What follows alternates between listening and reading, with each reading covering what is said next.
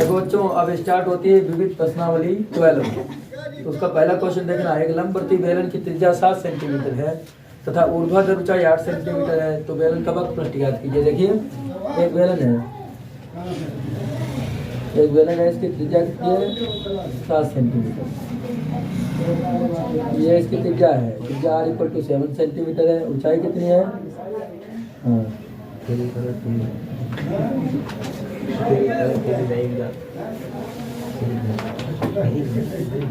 ऊंचाई h = है कितनी? 8 सेंटीमीटर। निकालना क्या है? हमको निकालना है बेलन का वक्र पृष्ठ। तो देखते हैं, इसलिए बेलन का वक्र पृष्ठ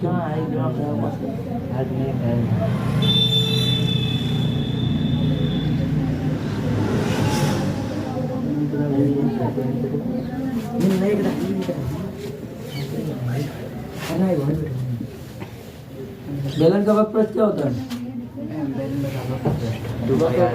2 पाई आर एच। देखो तो 2 × पाई वैल्यू कितने रखते हैं? 22 और आर कितना है? 7 और एच कितना है? 8 जैसे 8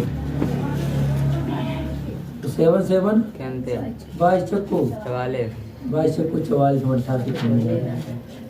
88 22 चक्कू बता रहे हैं। 22 दूनी 44 और मल्टीप्लाई कितना है? 8 चक्कू 32, 2 हाथ से लगे 3, 8 चक्कू 32 और 3 35 352 वर्ग सेंटीमीटर। बच्चों इसका क्या आ गया आंसर? समझ में आया क्वेश्चन? इसी क्रम में दूसरा क्वेश्चन भी देख लो।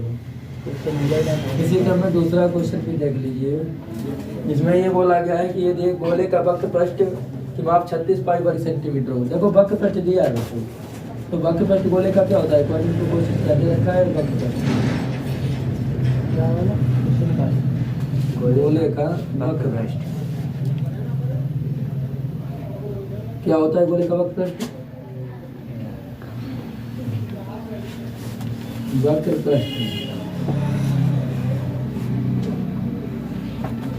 पृष्ठ होता था गोले का 4 पाई r²। 4 पाई और ये दिया भी है बच्चों, कितना दिया? 36 पाई। तो वक्र पृष्ठ के स्थान में रखते हैं 36 पाई। सही है। और ये होता क्या है? 4 पाई r²। तो देखो पाई से पाई 4 नियम 36 स्क्वायर इधर किस में मिल जाएगा? स्क्वायर रूट ऑफ 9 क्या होता है? 3 ±3 होता है, लेकिन त्रिज्या निगेटिव होती नहीं, रेडियस निगेटिव नहीं होती। तो 3 सेंटीमीटर ये रेडियस आ जाएगी। पूछा क्या गया है? पूछा ये गया है कि गोले का आयतन ज्ञात कीजिए। तो गोले का आयतन निकाल लेते हैं, इसलिए गोले का आयतन बराबर गोले का आयतन 4/3 पाई r क्यूब। गोले का आयतन तो आप अच्छी तरह से जानते हो। 4/3 पाई r क्यूब। 4/3 पाई r क्यूब। पाई r क्यूब। आप लिख लेंगे 4/3 पाई r क्यूब। देखो बच्चों, तो 4/3 पाई वैल्यू कितनी रखी? 22/7 और r क्यू r कितना है? 3 × 3 r 7 है। 3 3 ये तो बेलन वाला था ऊपर वाला ना, इसमें 3 है। 3 × 3 दिख रहा है? 3 से 1 3 यही वाला कर लिया। 3 3 9 4 36 × 22। चलो करो गुणा 22 और 36 का। तो दुचंग 2 1 हाथ से 2 3 6 1 7 2 7 2 7 2 9 792 यस सर। ये आ जाएगा बच्चों 792 घन क्यूब। 792 घन सेंटीमीटर ना, 792 घन सेंटीमीटर। ये क्या हो जाएगा आपका आंसर? क्या समझ में आया कि नहीं आया? तो देखिए ये 3 से 3 कैंसिल हो गया और 3 3 9 9 4 36 और 22 का गुणा किया, कितना आया था? 792 डिवाइडेड बाय कितना है? अब कैंसिल कीजिए। 7 1 7 2 बच गया 22 हो गया। 7 21 1 बच गया 10 हो गया। 7 1 3 बच गया 30 हो गया। 7 4 28 2 बच गया तो 20 हो गया। 7 2 तो ये आ गया कितना? 142 घन सेंटीमीटर। अब आया समझ में? देखना क्वेश्चन नंबर 3 की तरफ देखना। 3 में क्या बोला गया? देखिए एक लंबवर्ती शंकु की तिर्यक ऊंचाई 13 सेंटीमीटर है। देखो लंबवर्ती शंकु कैसे बनता है आप तो जानते हैं। इसकी तिर्यक ऊंचाई कितनी है? ये ऊर्ध्वाधर ऊंचाई होती है, ये कौन सी होती है? ऊर्ध्वाधर। और ये त्रिज्या होती है, ये कैसी ऊंचाई होती है? तिर्यक ऊंचाई। तिर्यक ऊंचाई बच्चों कितने दिए? 13 सेंटीमीटर। तो यानी एल इक्वल टू 13 सेंटीमीटर। और क्या दिया है? संपूर्ण पृष्ठ संपूर्ण पृष्ठ 90 पाई। और संपूर्ण पृष्ठ दिया, आधारित त्रिज्या निकालनी है ना। तो वो आधारित त्रिज्या ये होती है बच्चों, देखिए अकॉर्डिंग टू क्वेश्चन दिया क्या है? संपूर्ण पृष्ठ शंकु का प्लस संपूर्ण पृष्ठ कितना दिया बताओ? 90 पाई ना, तो यहाँ पे लिख दिया 90 पाई। अब देखना शंकु का संपूर्ण पृष्ठ होता क्या है? शंकु का संपूर्ण पृष्ठ मतलब ये हुआ कि वृत्त का भी क्षेत्रफल और इसका भी क्षेत्रफल। वक्र पृष्ठ प्लस हाँ वृत्त का वक्र पृष्ठ क्या होता है? Pi R L plus pi pi R square plus का पाई आर दिखे और इक्वल टू कितना दिया है? 90 पाई।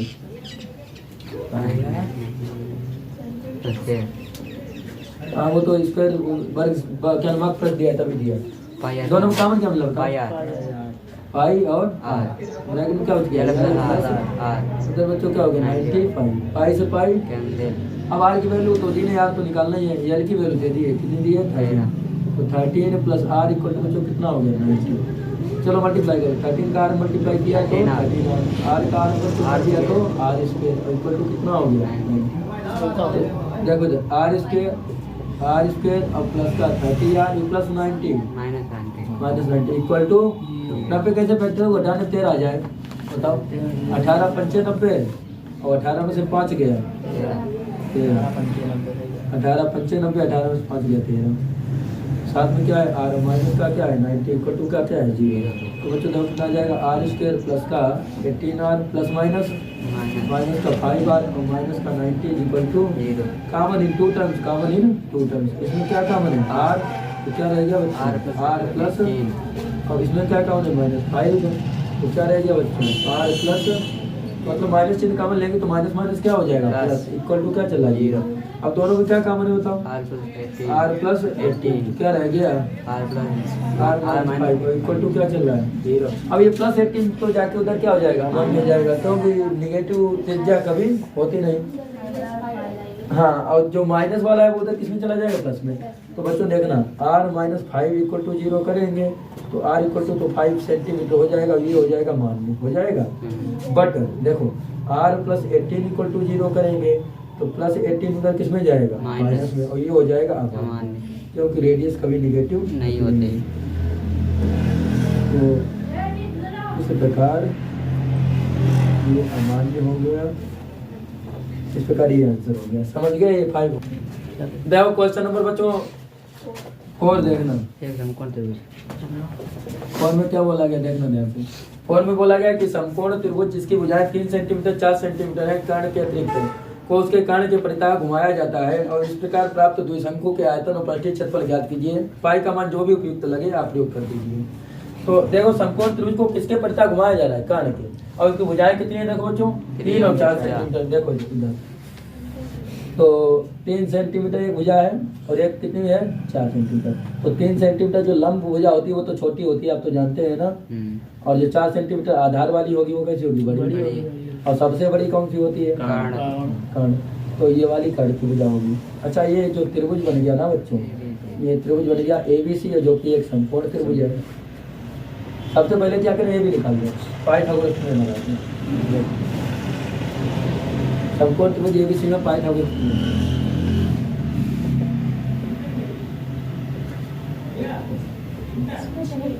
5 आ जाएगी। आयत आ जाएगी वहाँ तो दिखा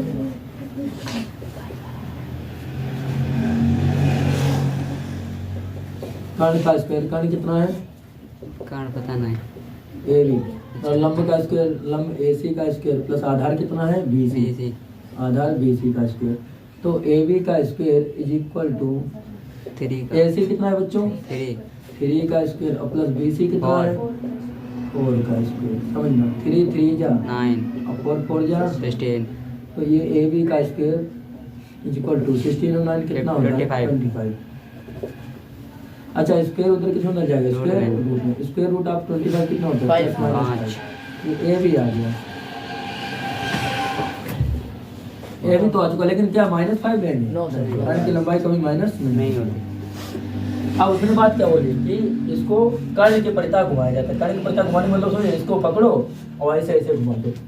तो इसको हम थोड़ा उल्टा चित्र वैसा बनाते हैं, देखो। सही है इधर। नहीं है तो सही है, वैसा बनाते हैं थोड़ा, देखो ध्यान से।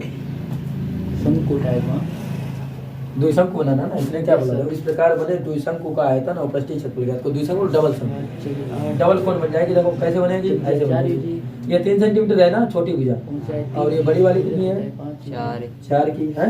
और ये क्या हो गया सामने वाला, कर्ण। ये कर्ण हो गया, ठीक।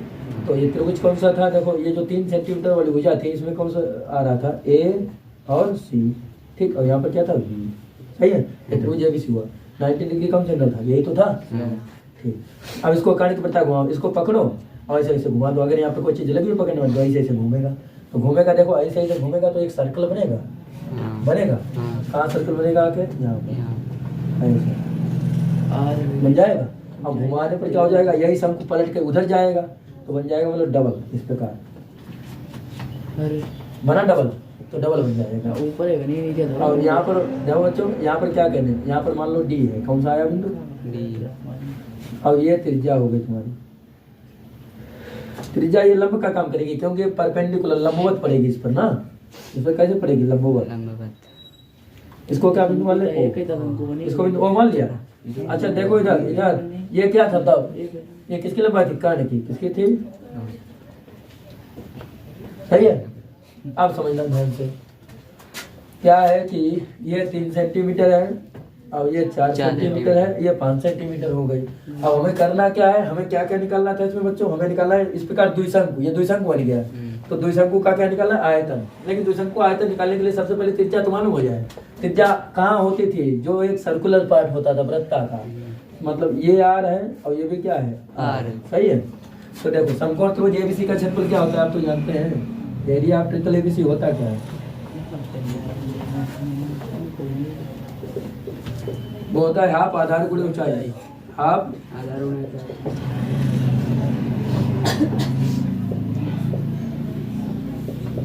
ऊंचाई। देखो आधार गुणे ऊंचाई, इधर देखो हाफ कितना, हाफ आधार, आधार कितना है 3 4 ऊंचाई 3।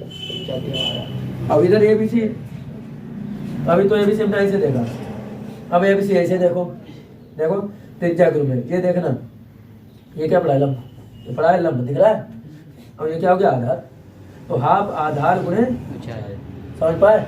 आधार क्या दिखा, आर, आर। और ऊंचाई क्या दिखी, 3 5 5 नहीं दिख अच्छा, रही, दिख रहा है, लेकिन ये देखो लंब है, Yes, इस पर लंब है AB AB पर, पर। तो त्रिभुज तो ABC ही है। हाँ। ठीक है, पहले इसको देख लिया हमने, तो इसमें लिख लिया हाफ आधार गुणे ऊंचाई, आधार 4 ऊंचाई 3। अब इसको देखा ABC को, तो इसमें लंब ये त्रिज्या पड़ गई और ऊंचाई क्या हो गई 5। तो इसमें आधार क्या बताओ, आधार R है और ऊंचाई क्या है 5। नहीं, आधार 5 है और ऊंचाई क्या है R, ऐसे पड़ रही ऊंचाई ना, ठीक। तो इसमें भी फॉर्मूला क्या लगेगा, हाफ आधार गुणे ऊंचाई, आधार कितना है बताओ, आधार 5, और ऊंचाई कितनी पड़ रही, ऊंचाई में लंबाई, लंबाई भी लंब कितना पड़ रहा है, आर। क्या इतना समझ में आ गया। हाँ। अब R निकालना है, यार निकाल दो, देखो कैसे निकलेगा, हाफ से हाफ R इक्वल टू बच्चों कितना हो जाएगा, 4 3, ये 5 गुना में इधर किसमें आएगा, त्रिज्या मालूम होगी, और त्रिज्या अगर मालूम होगी तो द्विशंकु आयतन निकल आएगा। तो इसलिए द्विशंकु का आयतन, द्विशंकु का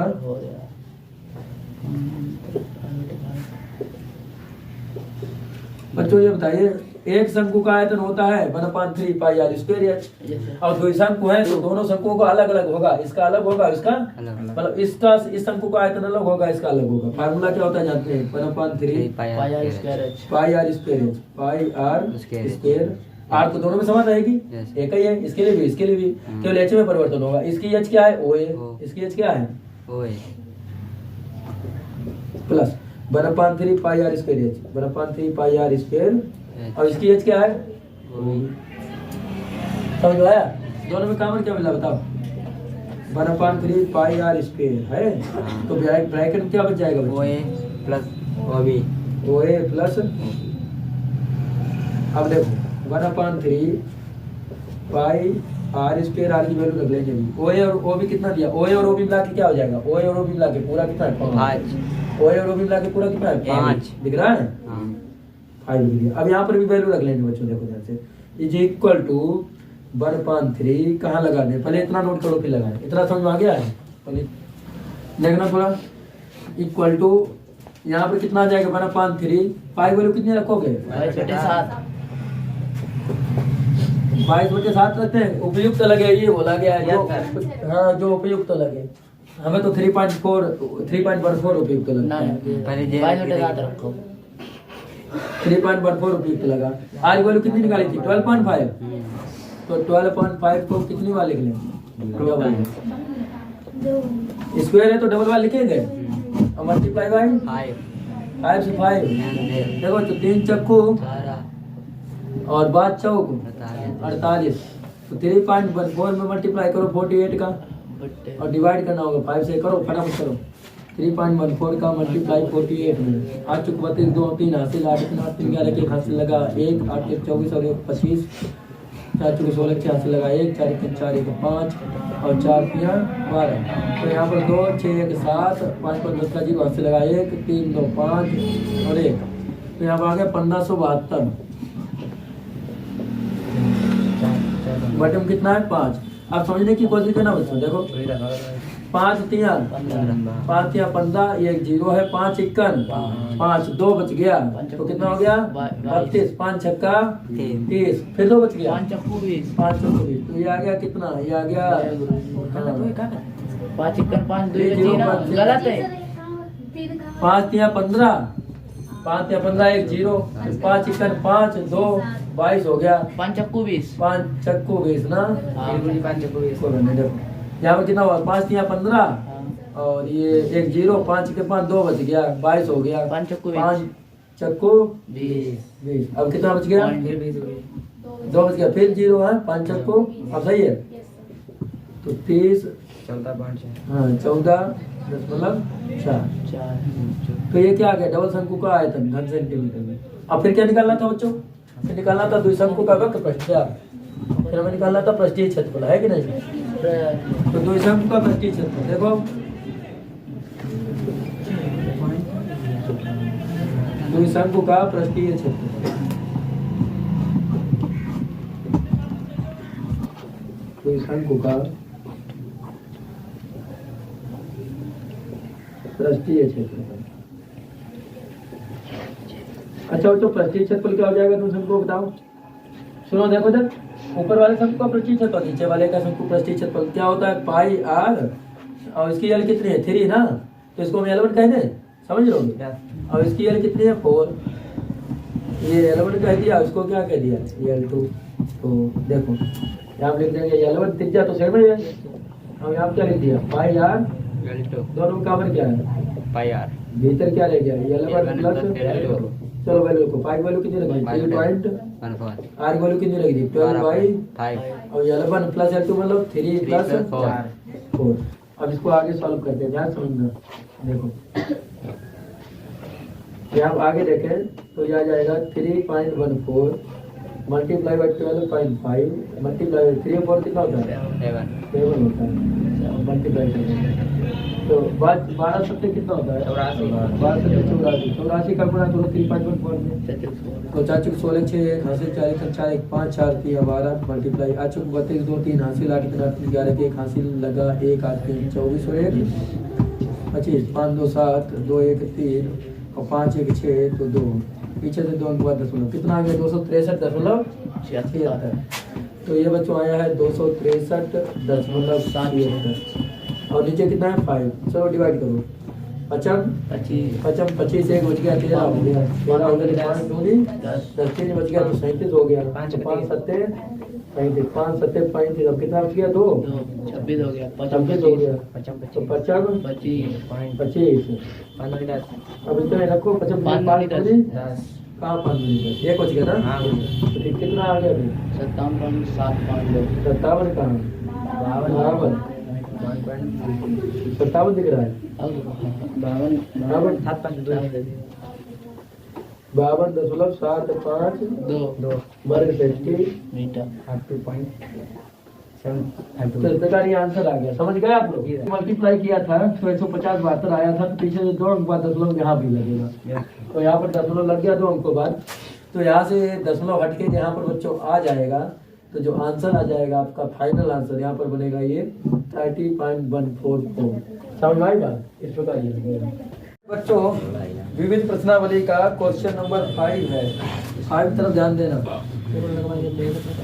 5 में क्या बोला गया है देखिए, बोला ये गया है कि एक ठोस खिलौना ऐसे आकार का है जैसे कि एक अर्धगोले पर लंबवती शंकु रख दिया गया हो। अर्धगोले पर लंबवती शंकु रख दिया गया हो, ठीक है। फिर क्या बोला गया है देखो, शंकु की ऊंचाई 4 सेंटीमीटर, आधार का व्यास 8 सेंटीमीटर है, और फिर इस खिलौने का आयतन ज्ञात कीजिए। इस खिलौने के परिगत कोई घन है, खिलौने के परिगत क्या है, कोई घन है। तो देखो बच्चों ऐसा है, पहले घन ही बना लीजिए, पहले हम लोग घन बना लेते हैं।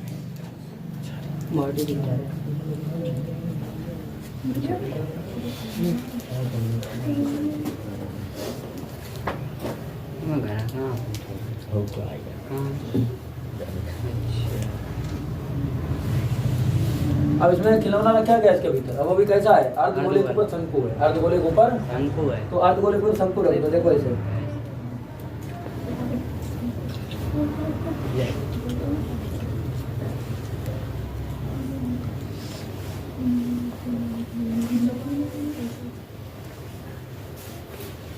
ये खिलौना रखा गया इसके भीतर। तो आप ये बताइए इस खिलौने में इसका अधिकतम व्यास कितना हो सकता है, जितनी इसकी कोर है, ऐसे तो है। अब इसमें कोर की लंबाई दी गई है क्या, देखो इसमें व्यास दिया गया है ना, बट बोल ये रहा है कि और आधार का व्यास कितना है, 8 सेंटीमीटर। अगर इसके आधार का व्यास 8 सेंटीमीटर है, सुनना बच्चों, अगर इसके आधार का व्यास 8 सेंटीमीटर है तो इसका व्यास इसकी कोर के बराबर हो जाएगा। देखो ना इसके पैरेलल ये है, तो ये कितनी हो जाएगी, 8 सेंटीमीटर। और घर में तो सभी ऊंचाई बराबर होती हैं, लंबाई 8 तो चौड़ाई 8 और ऊंचाई 8, ठीक है। फिर ये बोला गया है कि इस खिलौने का आयतन ज्ञात कीजिए। पहले तो खिलौने का आयतन निकाल दो, लेकिन खिलौने का आयतन निकालने के लिए खिलौने की ऊंचाई तो मालूम होनी चाहिए। शंकु की ऊंचाई मालूम है हमको ना, शंकु की ऊंचाई कितनी मालूम है, देखो 4 सेंटीमीटर। 4 सेंटीमीटर, तो that is equal to 4 centimetre. तो यहाँ लिख लेंगे, सिंस जो गिवन इन्फॉर्मेशन है लिख लेंगे। अकॉर्डिंग टू क्वेश्चन क्या क्या दिया है, according to question small h दिया है जो कि 4 सेंटीमीटर है, और ये क्या है, शंकु की ऊंचाई। फिर क्या दिया है, व्यास दिया है, व्यास होता है त्रिज्या का 2 गुना, अब वो कितना दिया बताओ, 8 सेंटीमीटर। तो त्रिज्या r इक्वल टू कितनी हो जाएगी, 8/2 कहें तो दुचक्कू 8 कह दें तो 4 सेंटीमीटर। तो त्रिज्या बच्चों हो गई 4 सेंटीमीटर और ऊंचाई भी है 4 सेंटीमीटर। समझना बात को। तो बोला क्या है, इस खिलौने का आयतन ज्ञात करो। तो खिलौने का आयतन बराबर, इसलिए खिलौने का आयतन बराबर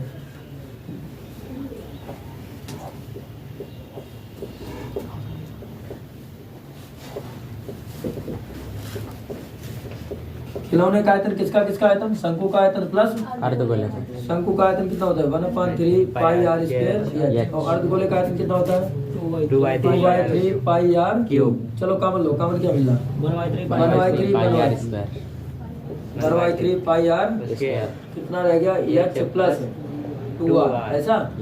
चलो वैल्यू रखो, पाई वैल्यू कितनी रखनी चाहिए, 22/7 कैंसिल होगा कुछ अगर 22 के साथ 3.14 रख लो मानो तो, क्योंकि उसने ये बोला जो उपयुक्त लगे वो रख लो, ऊपर से ही बोला गया था। कहाँ बोलो, नहीं बोला था, किसी क्वेश्चन बोला था और में बोला था। तो इसमें क्या करोगे बताओ, 3.14 रखोगे कि 22 के साथ ही रखोगे। चलो ठीक है, 1/3 और इंटू 22/7 और r स्क्वायर, r बच्चों कितनी है, 4 है, स्क्वायर है तो कितनी बार लिख दें, 2 टाइम्स लिख दें। तो यहाँ हो जाएगा 4 × 4, और h कितना है, h भी तो 4 है, और 2r कहें तो 2 × 4। तो देखो बच्चों 4 चक्कू 16 22 का गुणा करो, करो फटाफट, 16 × 32 2 हासिल लगे 352 ना, यस सर, ठीक है। 352 ऊपर बना और नीचे 7 3 21 बन गया। इधर जाओ, 2 चक्कू 8 में 4 जोड़ा 12 इधर 3 चक्कू 3 सत्ते गुणा करो, 4 दूनी 8 4 5 20 0 2 हासिल 4 3 12 2 14। तो नीचे कितना है 7। अभी तो कुछ नहीं बचा, देख लेना, नहीं बचा है, ठीक है। अब क्या कर देंगे, 7 से डिवाइड कर देंगे, 7 दूनी 14, 0 भाग जाएगा नहीं तो 0 रख लो, 7 51 7 1 बच गया है। हाँ फिर दशमलव लगाया तो कितना हो गया, 10 7 51 7 7 कितना बच गया 3 7 चौक 28 2 यस तो 20 हो जाएगा। 7 दूनी 14 और फिर से 7 दूनी 14 इतना रखो ना, ये आ गया 201.14 घन सेंटीमीटर। अभी तो ये एक आयतन आया है, मतलब केवल खिलौने का आयतन। पहले इतना नोट कर लो, ये बताएं। देखो क्या बोला गया है, क्वेश्चन की तरफ ध्यान दो। इसके आगे क्या बोला गया है, आगे ये बोला गया है कि यदि इस खिलौने के परिगत कोई घन है, ये कोई घन है, परिगत मतलब बाहर की ओर, तो इस घन और खिलौने के आयतनों में अंतर ज्ञात कीजिए। तो घन का भी तो आयतन निकालना पड़ेगा इसका, मतलब घन का आयतन निकालो। घन का आयतन, घन का आयतन, घन का आयतन क्या होगा, भुजा की क्या होगा, भुजा कितनी है 8 है ना, तो बच्चों हो जाएगा 8 का क्यूब। देखो ध्यान दो, भुजा क्यूब, भुजा है 8, पीछे विकास 8 8 64 512 घन सेंटीमीटर। ये आ गया घन का आयतन। फिर उसने ये बोला है कि दोनों के आयतन निकालने के बाद क्या करो, इस घन और खिलौने के आयतनों का अंतर ज्ञात करो। तो घन और खिलौने के आयतनों का अंतर निकालो। घन और खिलौने, घन और खिलौने के आयतनों का अंतर,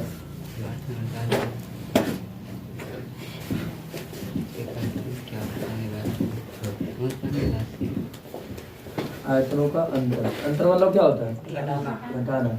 बड़े में से छोटा घटा दो, बड़ा कितना है 512 और छोटा कितना आया था 201 कितना, यस घटाइए 310.86 घन सेंटीमीटर। अब आगे क्या पूछा गया, उसके आगे भी देख लीजिए। फिर पूछा गया इस खिलौने का कुल पृष्ठीय क्षेत्रफल ज्ञात कीजिए। ठीक है, खिलौने का कुल पृष्ठीय क्षेत्रफल निकालते हैं। लेकिन बच्चों देखो, खिलौने का कुल पृष्ठीय क्षेत्रफल निकालने के लिए तुम्हें क्या चाहिए, ये 8 सेंटीमीटर व्यास है, त्रिज्या भी कितनी होगी 4, यानी इसके तुम्हें तिर्यक ऊंचाई भी तो चाहिए, तो पृष्ठीय क्षेत्रफल में तिर्यक ऊंचाई आ जाएगी ना। तो सबसे पहले खिलौने की तिर्यक ऊंचाई निकालो। तिर्यक ऊंचाई का फॉर्मूला क्या होता है बच्चों, l square equal to h square plus का r स्क्वायर। तो l स्क्वायर इक्वल टू क्या हो जाएगा, h कितना है 4 का स्क्वायर प्लस का 4 का स्क्वायर। तो l स्क्वायर इक्वल टू कितना आ जाएगा बताइए, 4 चक्कू 16 4 चक्कू, तो कुल मिला के l इक्वल टू आ जाएगा 4√2। डायरेक्ट लिख दें, यस सर, समझ लोगे, yes sir. l equal to आ गया 4√2 सेंटीमीटर। अब निकाल दो खिलौने का कुल पृष्ठीय क्षेत्रफल। इसलिए खिलौने का कुल पृष्ठीय क्षेत्रफल, खिलौने का कुल पृष्ठीय क्षेत्रफल, कुल मतलब क्या होता है, संपूर्ण। संपूर्ण में क्या क्या दिख जाएगा,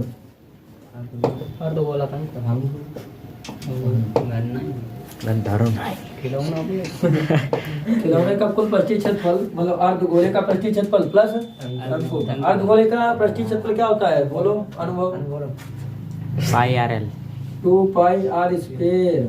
अच्छा, अर्धगोला और इसका क्या होता है, शंकु का पाई r l। अब दोनों में कॉमन क्या है, अच्छा केवल पाई कॉमन, पाई R क्या रह गया 2r प्लस का l। पाई वैल्यू कितनी रखोगे बच्चों, 22/7। अब r कितना दिया है 4, तो 2 into 4 और l कितना आया है 4√2। लेकिन √2 की वैल्यू तो रखनी पड़ेगी। Yes sir. 22 चक्कू कितना होता है, अच्छा ऐसे बोलोगे, तो चक्कू 8 और 4√2 की वैल्यू कितनी होती है 1.414 होती है, केवल 1.4 ही रखेंगे। और देखो यहाँ पर आ जाएगा बच्चों 88.7 और यहाँ 14 चक्कू 5.6 56 ना, यानी 5.6। तो 5.6 ये हो गया और उसमें 8 जोड़ दो आप, 13.6 13.6। तो यहाँ पर आएगा 88/7 और मल्टीप्लाई बाई 13.6। ऐसा करो 88 का 13.6 में मल्टीप्लाई करो, हमसे पहले करके दिखाओ। 13.6 का 88 में मल्टीप्लाई, 8 49 का 4 80 8 के 24 4 28 का 88 लगे 2 8 8 और 2 10। यहाँ पर 8 आ गया 0 आ गया 1 आ गया, 8 8 16 86 लगा 1 8 और 1 9 और 1 और 1 1196.8 1196.8। तो देखो अब यहाँ पर लिखे दे रहे बच्चे, तो फाइनली यहाँ पर जो आया है वो आया है 1196.8। और बटे में कितना है 7। 7। अब 7 से भाग दे तो देखो इधर, 7 तो 7 इक्कन 7, 4 बच गया, 7 इक्कन 7, 4 बच गया ना, 49 हो गया। 7 सत्ते 49, बात है नहीं। अब देखो 6 में क्या 7 का भाग जाएगा? नहीं जाएगा, तो क्या करेंगे? 0 बढ़ा लेंगे, सही है। अब 68 इधर 68 है, तो 68 में ले जाइए, कितनी वाले जाओगे? 7 7 8 56 97 170.97। 97 63 5 बच गया, 50 हो गया। 7 सत्ते 49। तो ये कितना आ गया? 170 .97 पॉइंट 97 वर्ग सेंटीमीटर। ये आ गया कुल पट्टी क्षेत्र। समझ में आया क्वेश्चन? देखिए यहाँ से फिर से देख लीजिए, यहाँ पर क्या होगा? 22 चक्कू 88, तो 88 बटे 7 ये हो गया। और देते हैं 2 चक्कू 8 और प्लस 4√2 है, तो √2 की वैल्यू कितनी होती है? 1.414 1. तो फाइनली इसका 4 का 1.414 में मल्टीप्लाई करेंगे, कितना आ जाएगा? 88.7 और ब्रैकेट में 8 और प्लस इसका मल्टीप्लाई किया तो आ गया इतना, देखो 5.656 5.656। हाँ 5.656 को इसमें जोड़ दो, तो 8 में जोड़ा तो कितना आ गया? 13.656। 13.656 13.656 का 88 में मल्टीप्लाई कर दो तो आ गया इतना 109.248 ना नीचे वो नीचे वाला है ना। यस 88 का मल्टीप्लाई किया तो 120 है। 1201। नहीं 1201 यस सर 1201 के करीब है। तो यहाँ पर है 1201 पॉइंट हाँ 728। 728। अब 7 से डिवाइड करते हैं, देखिए ध्यान से 7 से डिवाइड करेंगे तो 7 इक्कन 7 5 बच गया, कितना 50 हो गया। 7 सत्ते 49, 1 बच गया 11 हो गया। 7 इक्कन 7 4 बच गया, कितना 47 हो गया ना। तो 7 5 बचे 7 छंग 42, अब 5 बच गया तो कितना 52 हो गया। 7 सत्ते 49, 3 बच गया तो 38 हो गया। 7 5 तो कुल मिला के इसको हटा देंगे, 68 कर लेंगे, तो यहाँ कितना हो गया 171.68। तो ये फाइनली वर्ग सेंटीमीटर में हमारा क्या हो गया? आंसर हो गया। समझ में आया क्वेश्चन? तो क्वेश्चन नंबर है 6, ध्यान समझना। तो 6 में ये बोला गया है कि किसी महीने के 15 दिनों में एक नदी की घाटी में 10 सेंटीमीटर वर्षा हुई है। यदि इस घाटी का क्षेत्रफल 7280 वर्ग किलोमीटर है तो दर्शाइए कुल वर्षा लगभग तीनों नदियों के सामान्य पानी के योग से समतुल्य थी, जबकि प्रत्येक नदी 1072 किलोमीटर लंबी, 75 मीटर चौड़ी और 3 मीटर गहरी है। ठीक है, नदी कैसी बन जाएगी? जो लंबाई चौड़ाई ऊंचाई दी तो नदी कैसी बन गई? घनाभाकार। तो घनाभाकार नदी का जो आयतन है वो किसके आयतन के बराबर हो जाएगा? घनाभाकार घाटी के आयतन के बराबर। तो कहोगे घनाभाकार घाटी कैसे हो गई? पहले तो घाटी सिंपल वर्गा का वो आयताकार थी, लेकिन जब वर्षा हो गई कुछ सेंटीमीटर ऊंचाई तक हुई वर्षा, तो वर्ग किलोमीटर में लंबाई चौड़ाई तक घाटी थी, लेकिन वर्षा हो गई तो हाइट में भी आ गई तो घाटी भी कैसी हो गई? घनाभाकार। यानी घनाभाकार घाटी का आयतन बराबर घनाभाकार घाटी का आयतन बराबर घनाभाकार नदी का आयतन। सही है?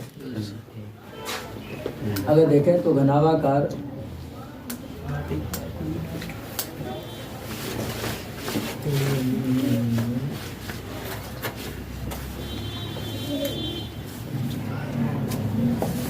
घाटी का आयतन बराबर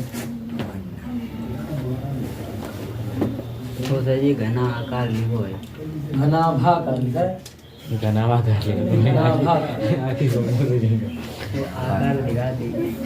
अब देखो 3 नदियां हैं तो 3 गुणे घनाभाकार नदियों का आयतन। ठीक है,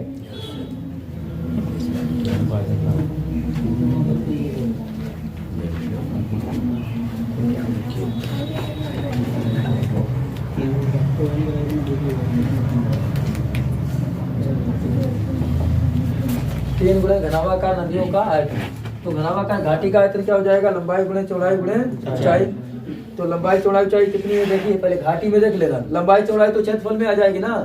7280 वर्ग किलोमीटर है, तो वर्ग किलोमीटर में मतलब क्या हो गया कि लंबाई अलग है चौड़ाई अलग है, तो इसको हम लिख लेंगे 7280 घाटी में 7280 किलोमीटर, ये लंबाई चौड़ाई हो गई वर्ग किलोमीटर। और ऊंचाई में क्या आ गई? 10 सेंटीमीटर वर्षा हुई। घाटी में वर्षा हुई है ना, नदी की घाटी में 10 सेंटीमीटर वर्षा हुई। तो घाटी की जो ऊंचाई है वो कितनी बन गई 10 सेंटीमीटर, लेकिन ये सेंटीमीटर में, इसको कन्वर्ट किस में करेंगे मीटर में, और मीटर में कन्वर्ट करने के लिए किससे भाग 100। फिर इस मीटर को किस में कन्वर्ट करेंगे किलोमीटर में, क्योंकि किलोमीटर में है तो किलोमीटर में कन्वर्ट करने के लिए किससे भाग 1000 से।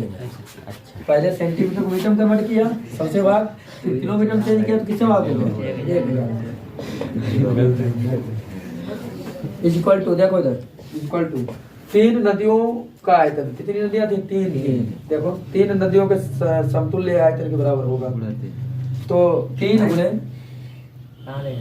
नदी कितनी लंबी है 1072 किलोमीटर, 1072 चौड़ाई बताओ 75 मीटर की किलोमीटर मीटर में है। Yes sir. तो इसको भी किलोमीटर में चेंज करना पड़ेगा। किलोमीटर में चेंज करने के लिए क्या करेंगे 1000 से भाग। अगला बताओ 3 मीटर 3 मीटर है, मीटर को किसमें कन्वर्ट करना पड़ेगा किलोमीटर में 1000 से, सही है। तो लंबाई गुणे चौड़ाई गुणे ऊंचाई। अब जाओ सामने सामने कुछ कैंसिल हो रहे हैं, कैंसिल कर दो 2 0 हो जाएगा। ठीक है। और कुछ 2 0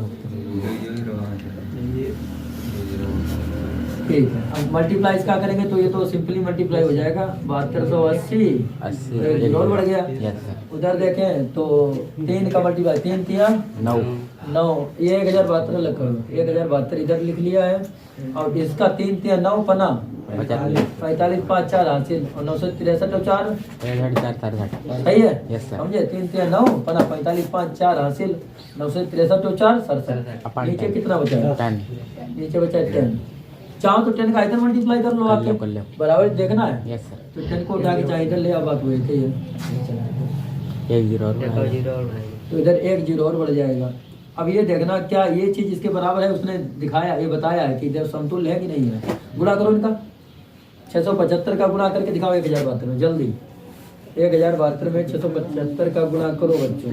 5 में 10 का 0 1 हासिल 5 35 36 6 3 हासिल 5 1 5 7 में 14 4 1 हासिल 7 50 और 1 50 का 0 हासिल लगे 5 5 हासिल 7 1 7 6 दूनी 12 2 1 हासिल 6 42 43 3 3 हासिल और 6 1 6 0 6 4 10 का 0 हासिल लगा 1 तो 4 और 2 6 5 3 8 5 13 3 हासिल लगा 1 8 3 4 1 हासिल लगा 1 कितना आया 71 36 सही करूँगा इतना आया क्या बोल रहे हो 6 10 का 0 1 हासिल लगे 4 और 2 6 5 5 10 3 13 3 1 हासिल 8 3 11 1 71 ही आएगा।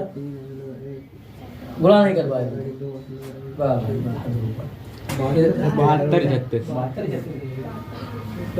72 36 आएगा वो मालूम। तो फिर यहाँ काम गुना गलत हो गया।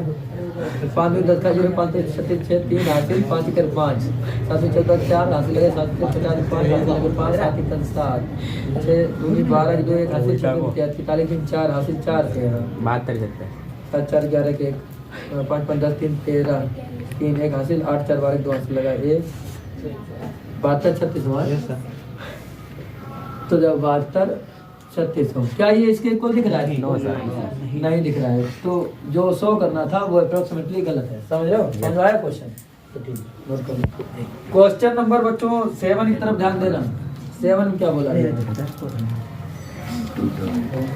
7 में बोला गया है कि किसी फाउंटेन पेन की नली जो बेलन के आकार की है 7 सेंटीमीटर लंबी है। देखो फाउंटेन नली है बेलन के आकार की है और कितनी लंबी है 7 सेंटीमीटर।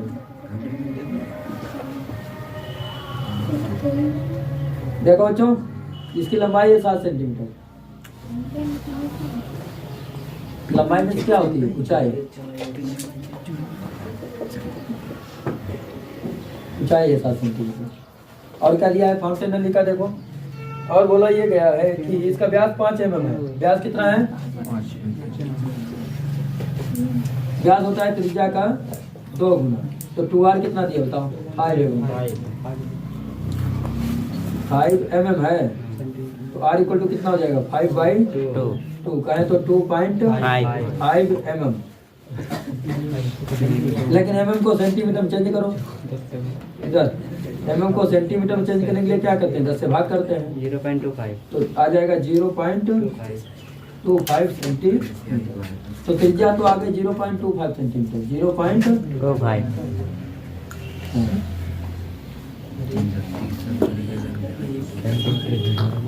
त्रिज्या तो आ गई 0.25 सेंटीमीटर। फिर क्या बोला गया है? बोला ये गया है, देखो बच्चों, इस पेन की नली में पूरी भरी स्याही से औसतन 3300 शब्द लिखे जा सकते हैं। स्याही जो कंप्लीट स्याही भरी है, पूरी भरी है, उसे 3300 शब्द लिखे जा सकते हैं। ठीक है, 3300 शब्द लिखे जा सकते हैं ना। स्याही की उस बोतल में कितने शब्द लिखे जा सकते हैं जिसमें 1 लीटर का 1/5 भाग स्याही हो? बोतल से कितने शब्द लिखे जाएंगे जिसमें 1 लीटर का 1/5 भाग स्याही हो? तो सबसे पहले ये देखो, ये जो फाउंटेन वाली नली बनी है, इसका आयतन कितना निकलेगा? बेलनाकार नली है तो इस बेलनाकार नली का आयतन निकालो।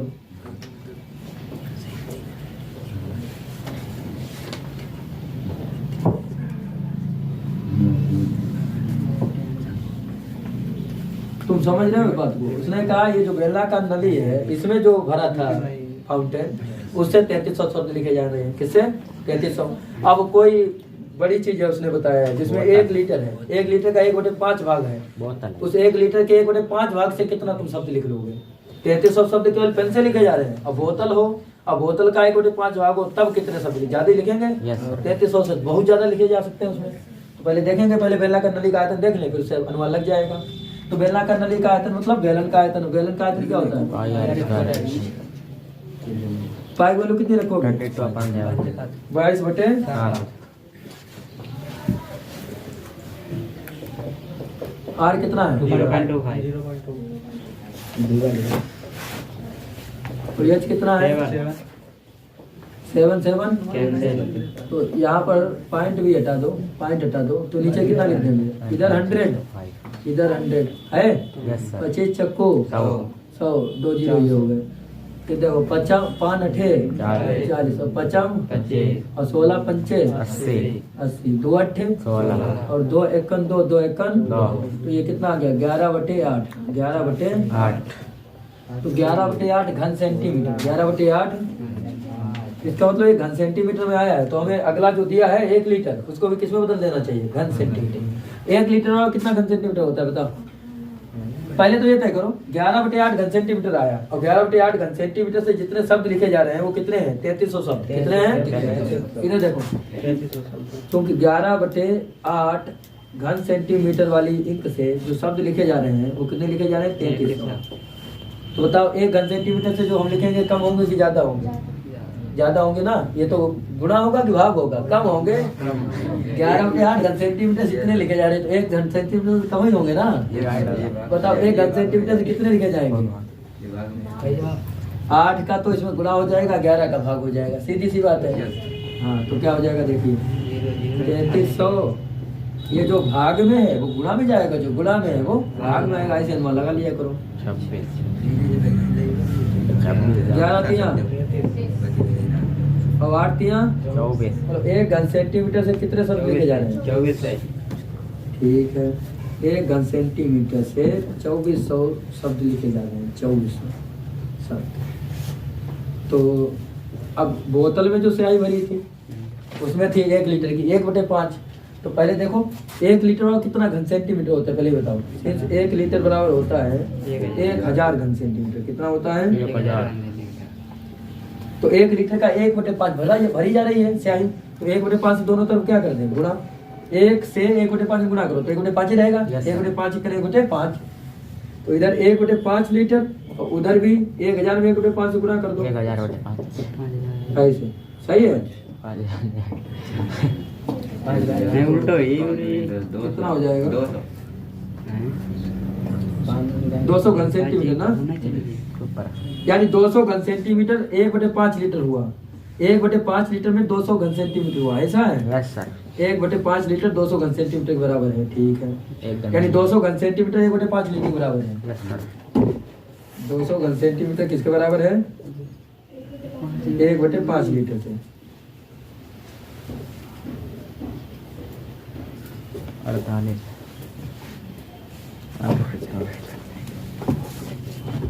अब देखना 1 घन सेंटीमीटर में इतने शब्द लिखे जा रहे थे, तो 200 घन सेंटीमीटर में कितने शब्द लिखे जाएंगे? 200 से इसमें क्या हो जाएगा? गुणा ना। देखो तो 1 घन सेंटीमीटर में शब्द लिखे जा रहे हैं 2400, तो इसलिए 200 घन सेंटीमीटर में कितने लिखे जाएंगे? 4,80,000। बढ़ेगी संख्या घटेगी? बढ़ेगी। इसका मतलब 2400 में 200 का क्या हो जाएगा बच्चों? मल्टीप्लाई। तो गुणा करो कितना आएगा? 48। 24 दूनी 48 और 4 जीरो, मतलब कितने शब्द लिखे जाएंगे? 4,80,000। क्या समझ में आया क्वेश्चन? इस प्रकार ये क्वेश्चन नंबर 8 की तरफ देखना बच्चों। 8 में ये बोला गया है कि एक 4 सेंटीमीटर त्रिज्या वाले शंकु को उसके अक्ष के मध्य बिंदु से आधार के समांतर समतल द्वारा दो भागों में विभाजित किया जाता है। देखो 4 सेंटीमीटर त्रिज्या वाले शंकु को, तो सबसे पहले हम 4 सेंटीमीटर त्रिज्या का शंकु बनाएंगे। बात तो नहीं समझिए, 4 सेंटीमीटर त्रिज्या का शंकु है। कितने सेंटीमीटर त्रिज्या का? R = 4 centimetre. समझने की कोशिश करो, ये शंकु है, ये इसकी ऊंचाई हो जाएगी। बोला क्या गया है समझो थोड़ा। बोला ये गया है, देखिए बोला ये गया है कि इसको इसके अक्ष मध्य बिंदु से होकर आधार के समांतर दो भागों में काटा जाता है। मध्य बिंदु से होकर, वो भी अक्ष में। ये क्या होगा? अक्ष हो गया ना। ये कैसा अक्ष है? वाई अक्ष। समझते हो वाई अक्ष ऐसे तो होता है। अक्ष के बिल्कुल मध्य बिंदु से, यहाँ से मध्य से इसको काट दिया गया। तो समझ लो पूरी ऊंचाई h थी। कितनी थी? जब काट देंगे मध्य से तो क्या हो जाएगी? h/2 h/2। लेकिन अब थोड़ा अनुमान लगाओ, जब इसको यहाँ से काटेंगे तो यहाँ पर एक सर्कुलर पार्ट बनेगा। कैसे? आप जानते हैं जो केक, शंक्वाकार केक देखा, चाकू ले जाओ, चाकू लेकर के ऐसे ऐसे काट दो तो फिर गोलाई में ऐसे भाग बनता है कि नहीं बनता है? बनता है। देखो हम काट के दिखाते हैं। एक चाकू ले गए और उसको यहाँ से ऐसे काट दिए तो एक गोलाकार भाग यहाँ पर ऐसे इस प्रकार बन जाएगा। बन जाता है कि नहीं बन जाता? अब हम इसको अलग करके दिखाते हैं तो तुम्हें ज़्यादा समझ में आएगा। देखो इतना पार्ट अलग कर देते हैं। अच्छा,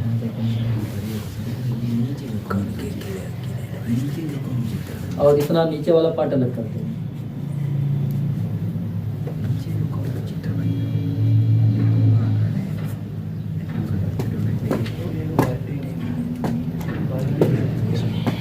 दिखाई पड़ा? इस प्रकार काट के अलग करते हैं। ठीक, तो ये जो नीचे वाला पार्ट बना इसको कहते हैं छिन्नक। इसको क्या कहते हैं? यानी शंकु को जब छिन्न भिन्न कर दिया जाता है, काट दिया जाता है, तब छिन्नक बन के तैयार होता है। ये छिन्नक है, तब इसको कहा जाता है शंकु का छिन्नक। समझ रहे हो छिन्नक क्या होता है? अच्छा, जब छिन्नक आ जाता है तो उसमें दो त्रिज्याएं हो जाती हैं। क्यों? क्योंकि दो पार्ट सर्कुलर हो जाते हैं, एक नीचे सर्कुलर पार्ट और एक ऊपर सर्कुलर पार्ट। तो ऊपर वाली त्रिज्या हो जाती है, नीचे वाली त्रिज्या R1 हो जाती है, ऊपर वाली क्या हो जाती है? R2। तो इसीलिए छिन्नक जब बना तो नीचे R1 हो गई है और यहाँ पर त्रिज्या कौन सी हो जाएगी? R2। बच्चों तुम्हें मालूम नहीं है, R2 तुम्हें पहले निकालनी पड़ेगी। समझ गए? तो देखो मान लीजिए ये शंकु आपका था A, यहाँ पर मान लेंगे B, यहाँ पर मान लेंगे C, यहाँ पर मान लेंगे D और यहाँ मान लेंगे E। इनको ऐसा क्यों किया? ताकि त्रिज्या R2 निकाली जा सके। अच्छा सुनो, मध्य से काटा था तो ऊंचाई भी आधी आधी हो गई। छिन्नक की ऊंचाई h/2 अलग हो गई और शंकु की ऊंचाई h/2 अलग हो गई। छिन्नक नीचे आया, इसकी ऊंचाई क्या हो गई बताओ? h/2। अब शंकु की ऊंचाई कितनी हो गई? h/2। क्या ये बात क्लियर है? ठीक है। अब R2 पहले कोशिश ये की जाए कि R2 निकला है, यहाँ से लेकर यहाँ तक की जो डिस्टेंस R2 है ये निकला है। तो इसको कैसे निकालेंगे? आप तो समरूप त्रिभुज जानते हो, समरूप कैसे किए जाते हैं? पहले ये त्रिभुज ले लो ABE और फिर कौन से ले लें? ACD। इनको समरूप करो त्रिभुज ABE और त्रिभुज ACD में। त्रिभुज ABE तथा त्रिभुज ACD में बताओ समरूप कैसे कर सकते हो इनको? देख लिया समरूप होने की कंडीशन कुछ। पहली बार ये दोनों 90 हो जाएंगे। कितने हो जाएंगे? ये 90 तो ये भी 90 दिख रहा है। ठीक है, AB और ACD में 90 हो गया। कौन सा एंगल? AB एंगल आप AB 90 और दूसरा उधर कौन सा 90 हुआ? ACD 90। और बताओ AB बराबर। अच्छा एंगल कॉमन नहीं दिख रहा है वाला? एंगल कॉमन है लेकिन A ओवेनिस्ट होने से क्या होता है? A ओवेनिस्ट होने से कुछ होता है। ये परपेंडिकुलरली लाइन है। ये कैसी लाइन है? लंबवत। लंबवत लाइन जब होती है तो उन पर जो एंगल बनते हैं वो वैसे भी इक्वल होते हैं। ये भी इक्वल हो जाएगा आपस में। समझ रहे हो? तीसरा फिर अपने आप इक्वल हो जाएगा। समझ रहे हो? तो देखने में आते सही मालूम पड़ता है ये दोनों त्रिभुज कैसे हैं? समरूप।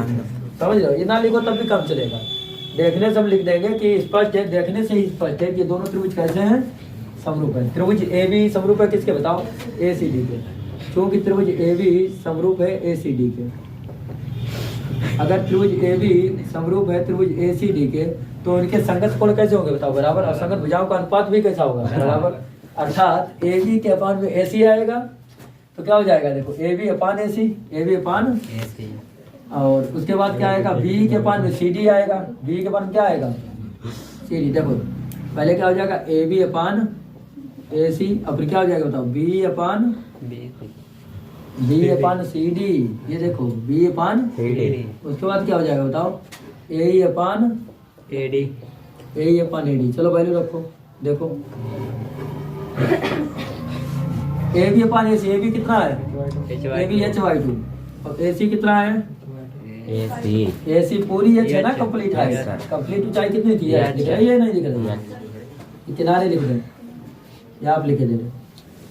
समझ भाई? Yes sir. हाँ कंप्लीट हाइट थी एच। यहाँ पर ऊपर R2 बना देंगे, ये त्रिज्या R2 है। ठीक, सुनो यहाँ पर AC नीचे एच आएगा तो एच यहाँ पर हो जाएगा। सही है। और उधर देखो बी कितना है? बी R2, और CD कितना है? 4। दिख रहा है CD 4? ठीक है। देखो एच बन जा और 2 बन जा, 2 जा और 2 बन जा। तो बताओ R2 कितनी आ गई? 2। R2 आ गई 2। त्रिज्या मालूम हो गई? त्रिज्या R2 मालूम हो गई। R2 equal to 2 centimetre. अच्छा अगर R2 2 सेंटीमीटर आ गई बच्चों, देखो अगर R2 2 सेंटीमीटर आ गई तो अब देखो शंकु के छिन्नक का आयतन और उसके आयतनों में क्या निकालना है हमको? देखो अनुपात। ये तो बोल रहा था कि दोनों भागों के आयतनों की तुलना कीजिए। तुलना मतलब होता है उनका अनुपात निकालना। तो मान लीजिए शंकु का आयतन V1 है, शंकु का आयतन में क्या मान लिया? और जो छिन्नक है उसका आयतन में क्या मान लिया? V2। तो V1 अपान V2 तुम्हें निकालना है। देखो अकॉर्डिंग टू क्वेश्चन आपको निकालना क्या है बच्चों? V1 upon V2। V1 means volume first और V2 मीन्स वैल्यूम सेकंड। तो निकालो। V1 मीन्स शंकु का आयतन। ऊपर क्या है? शंकु है। शंकु का आयतन क्या होता है बताओ? 1/3 पाई आर स्क्वायर एच। लेकिन इसकी आर क्या है? R2।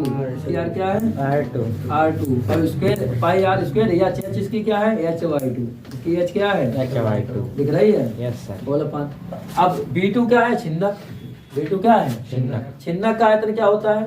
इसका सूत्र मालूम नहीं होगा तो उसका सूत्र तुम्हें बताते हैं। देखो उसका सूत्र होता है 1/3 पाई, और फिर जो R2 स्क्वायर है वहाँ पर तुम R1 प्लस R2 समझना। R1 प्लस R2 का स्क्वायर वहाँ पर हो जाता है R1 square plus R2 square और plus R1 into R plus R1 into R2।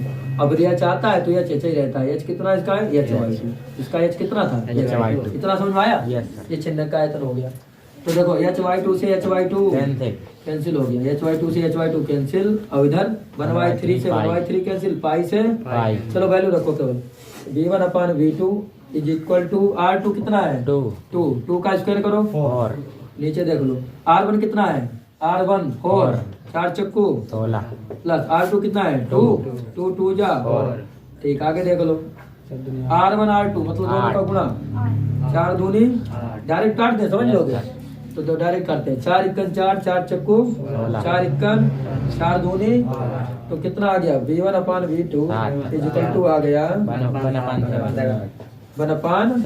तो अनुपात भी बच्चों कितना आ गया? 1:7।